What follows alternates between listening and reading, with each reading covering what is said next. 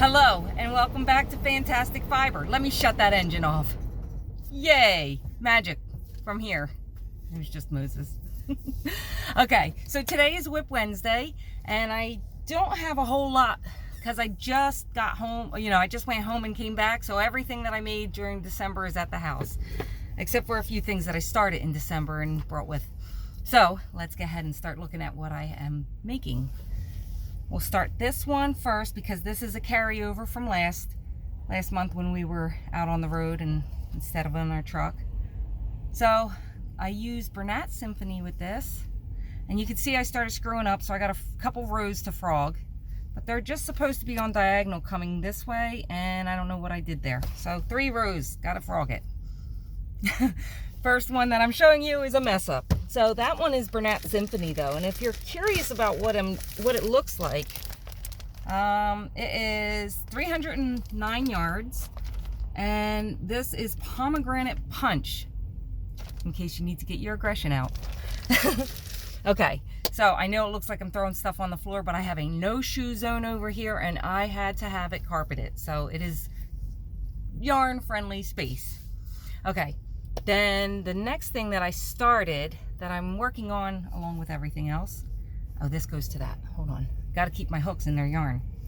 So this one I'm using this Mandala sequins. Remember the sale on these? My goodness. Oh, are they $2 a piece, I think?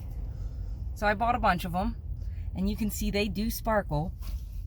So I decided that I should make squares and let them do their own thing. I am not color controlling it at all. They're just kind of turning the color when they turn the color. And then the one that I'm working on right now is this one here. And you can see it's that sunburst design, except I'm doing mine a little bit different than I use in the other video that I made of these squares. And I am also using a different pattern than what you see other people using. So it's my own sort of twist on Mandala sequins sunburst granny square. That works. So I have no twist on the Mandala sequins at all though. Then in this bag, now I think I showed this to you guys last time. It is finished as far as I know. See, I took it home and I laid all my squares out so that I can ombre from this very light pink all the way with the tan, ombreing darker and darker as we go for each row. And then you'd see like the diagonal gradients on it rather than it like starting at the bottom and gradient to the darkest up top. So I thought I had this as a 7 by 9, 7 of these squares by 9 of them to fit my daughter's bed. And for some reason I keep coming up with 6 in each, and I stitch mark my my squares together so that I would know how many rows. So this is row 3, say 1, 2, 3. Got the little stitch markers on there for me to know. So the downfall is what happened, row number 8, I think I stitch marked row 8 and row 9 with 8 stitch markers instead of 8 and 9. So I don't know which row is what, and I seem to have 6 by 9 instead of 7 by 9. So now I have to lay it all out again, put my stitch markers in it all over again, and find out exactly what did I do. Now for that one, I don't know if you guys got these on sale or not. I saw Penley Ann got them. She got a whole bunch. So I'll pull one out that I haven't opened up yet. Get my stitch markers out of the way. Gotta have stitch markers, lots of them. Never used to work with them before until I found out that they make life a lot easier. Okay, so this is Caron's Halo Ogo Colorama Halo. Yeah, anyway, it goes from really light and it ombres very nicely to really dark, right? And you get 481 yards or 440 meters. And it's 71% acrylic, 18 nylon, and 11 polyester. So there's no wool in it. It is human friendly for the most part. And yeah, that's what I'm going to do the invisible join on that one, where you put the squares together and you see no seam. I'm going to be doing that with that one. So Wish me luck, because I've never done it before, and I'm sure I'll mess it up a few times before I get it right. Now this one is a special one, and then I'll show you the sweater I'm making. This one has a story, and I think I've said it before, possibly on my live, but I finished it. So I bought a whole bunch of yarn, puzzle yarn, for my dad, because he was, you know, always cold. He wasn't in the best of health, and in all honesty, he was on hospice and wasn't going to have much time anyway. So I hurried up and I bought the yarn, and I grabbed the yarn and I brought it up on the truck, and I started the blanket. And my dad's wife passed away right after I got the yarn in, and I went and seen my dad, and I knew like it wouldn't be long, and he died 8 days later.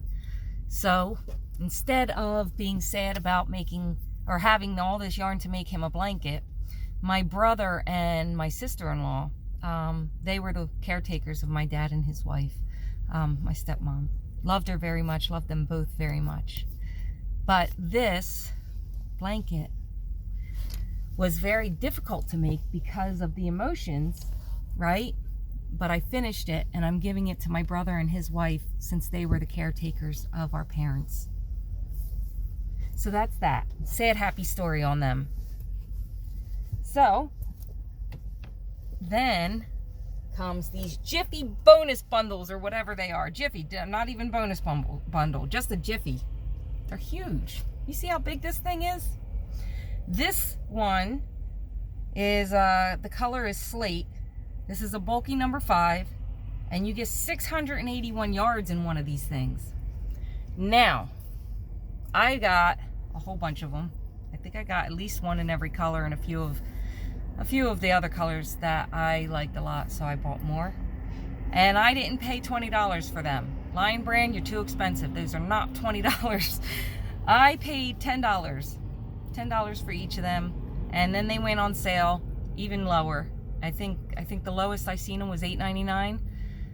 Man, what a good deal. So I bought a couple more, which is how I ended up with extra colors of the same color. So this is my new shirt that I'm making, new sweater. I'm measuring it so that, let me see if I pop up a little bit. The waistline will come in the tan tones, and then it'll switch to the green up further. And the camera doesn't do any of this justice, so just imagine that it is what it is. It's very pretty. Yeah, it is a bottom to the top type of sweater. I am going all the way around it. I will be stopping at the armpits and finishing the front first, and then going like this after I come across, because I am going to do a V-neck on it. So I'll finish this side, crochet down like that, come across, do this side all the way up, and then come back down and end it here. Then I'm going to go ahead to the back and put that on all the way back and forth, all the way up, and probably not much of a collar, and then I'll put the sleeves on last. So good luck to me on that one. We'll see how I do. I've not made very many things without a clear-cut plan. I usually just kind of wing it and hope that it turns out good. And if it doesn't, boy, am I upset with my frogging having to do. Yeah, I get sad about it. I'm like, oh, I just wasted all that time, and you know, all the effort, and the putting it up to my body and taking it down and measuring, you know, how many hands high am I. Even though I have my tape measure, when I do stuff for myself, that's kind of how I do it, kind of a little backwards or something. But yeah, so that's what I have for you guys today. Happy Wip Wednesday. Let me know what you're making in the comments, and what is your favorite thing to make down below. Don't forget to like my video, and if you can, be a subscriber so that you know, helps with I don't know, what does it help with, love? The YouTube algorithm. It helps with the YouTube algorithm. So like, subscribe, share, do what you can, and I'll see you guys on the next one. Have a fantastic day.